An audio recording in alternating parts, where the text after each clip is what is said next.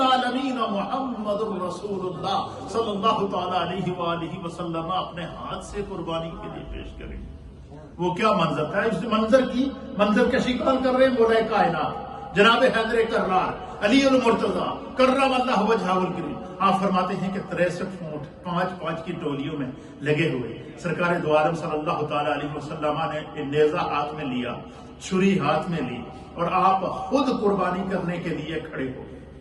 کیا کھڑے ہو گئے؟ اب جو اونٹ 63 لائن میں لگے ہوئے تھے، ان میں سے جو پہلے 5 اونٹ تھے لائن پر، پہلے 5 اونٹ جو پہلے 5 نمبر پر لگے ہوئے تھے، جن کو اللہ کے راستے میں حضور نے قربان کرنا تھا، سرکار نے صحابہ سے یہ نہیں کہا کہ ان کو باندھ کر لاؤ، ان کو پکڑ کر لاؤ، پھر ان کی ٹانگیں باندھو اور پھر ان کو زمین پر گراؤ، یا پھر ان کو اس طرح باندھو کہ وہ ہل نہ سکیں۔ تو یہ نہیں کہا، حضور نے فرمایا صحابہ سے ان کو 5 کی ٹولیوں میں تقسیم کر دیا۔ اب دیکھو ہوتا کیا، جب سرکار دو عالم صلی اللہ علیہ وسلم قربانی کے لیے قربان گاہ میں مینا میں کھڑے ہوئے، اللہ اکبر کبیرہ، سبحان اللہ وبحمدہ سبحان اللہ العظیم، حضور علیہ نبینا علیہ سبحان اللہ العظیم، حضور علیہ الصلوۃ والسلام نے پہلے 5 اونٹوں کو اشارہ کیا کہ تعال الیہ، میری طرف آ جاؤ۔ وہ 5 اونٹ مچلتے ہوئے، جھومتے ہوئے، وجد کی کیفیت میں میرے مصطفیٰ کی طرف آ رہے ہیں، اپنے آپ کو قربان کرنے کے لیے آ رہے ہیں۔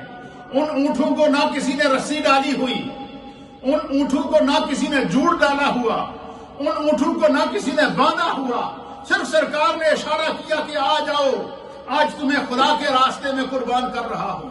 اللہ اکبر، وہ 5 اونٹ آگے آئے، ترتیب سے آئے، سرکار کے قدم چومے، حضور کے سامنے آ کر ایک اونٹ کھڑا ہو گیا، اور بعض اونٹ وہ تھے جو سرکار کے قدموں میں آ کر سر رکھ کے لیٹ جاتے تھے، اس انتظار میں کہ حضور اپنے ہاتھوں سے مجھے ذبح کریں کہ نہر کریں۔ سرکار دو عالم صلی اللہ علیہ وسلم نے ان 5 اونٹوں کو نہر کیا، کوئی اونٹ ہلا نہیں، کوئی اونٹ تڑپا نہیں، کوئی اونٹ مچلا نہیں، کسی اونٹ نے کوئی اس قسم کی کوئی حرکت نہیں کی کہ وہاں بیٹھے ہوئے لوگ زخمی ہو جائیں۔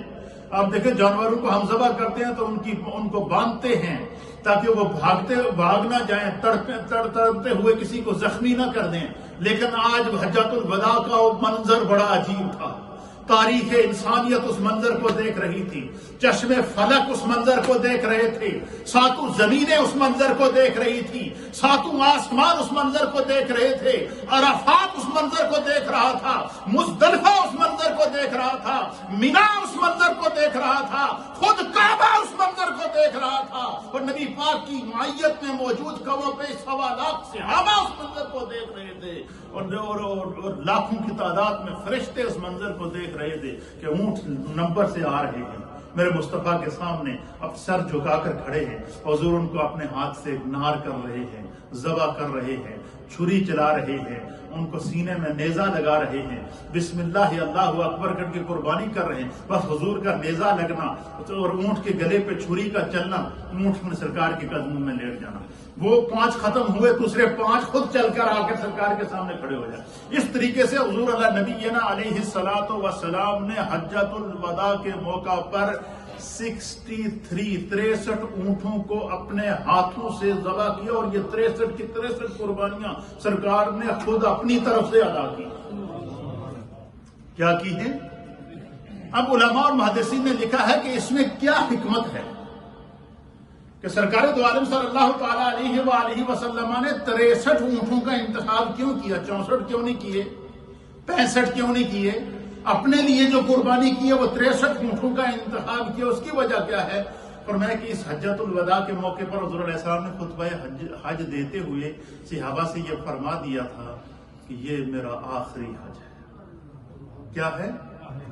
یہ میرا آخری حج ہے، حتیٰ کہ یہاں تک روایات کے اندر آتا ہے کہ حضور نبی علیہ الصلوۃ والسلام نے صحابہ سے فرمایا کہ اللہ تعالیٰ نے حضور نے اشاروں میں بات کی، اللہ تعالیٰ نے اپنے بندوں میں سے کسی خاص بندے کو یہ اختیار دیا۔ کیا فرمایا حضور نے؟ کہ اللہ نے اپنے بندوں میں سے کسی خاص اپنے بندے کو یہ اختیار دیا ہے، وہ چاہے تو قیامت تک اس زمین پر زندہ رہے، اور چاہے تو وہ اپنے رب کے پاس آ جائے، اور اللہ نے اپنے اس بندے کو اختیار دیا ہے کہ چاہے وہ اس دنیا میں قیامت تک رہنا چاہے تو رہ سکتا ہے، اور اپنے رب کے پاس آنا چاہے تو یہ فیصلہ اس نے کرنا ہے۔ تو حضور علیہ الصلوۃ والسلام نے فرمایا کہ تمہیں پتہ ہے اللہ کے اس بندے نے کیا فیصلہ کیا ہے؟ صحابہ نے عرض کیا کہ یا رسول اللہ کے اس بندے نے کیا فیصلہ کیا ہے؟ حضور نے فرمایا اللہ کے اس بندے نے خدا کے پاس جانا پسند کیا ہے۔ ساری زندگی زندہ رہنے کے بجائے، قیامت تک زندہ رہنے کے بجائے، قیامت تک اس دنیا میں رہنے کے بجائے اس نے اپنے رب کے پاس رہنا، اپنے رب کے پاس جانا پسند فرما دی۔ اب یہ بات حضور نے اشاروں میں بیان کی، صحابہ کو سمجھ میں نہیں آئی، لیکن وہاں رازدان مصطفیٰ سیدنا صدیق اکبر موجود تھے، مزاج شناس مصطفیٰ سیدنا صدیق اکبر موجود تھے، حضور کی آنکھوں کے اشارے سمجھنے والے سیدنا صدیق اکبر موجود تھے۔ جیسے ہی حضور علیہ الصلوۃ والسلام نے صحابہ سے فرمایا نا کہ اللہ نے اپنے کسی خاص بندے کو اختیار دیا ہے کہ چاہے وہ قیامت تک یہاں اس دنیا میں رہے یا پھر اپنے رب کے پاس چلا جائے، تو اللہ کے اس بندے نے اللہ کے پاس جانا پسند کیا۔ سیدنا صدیق اکبر چیخے مار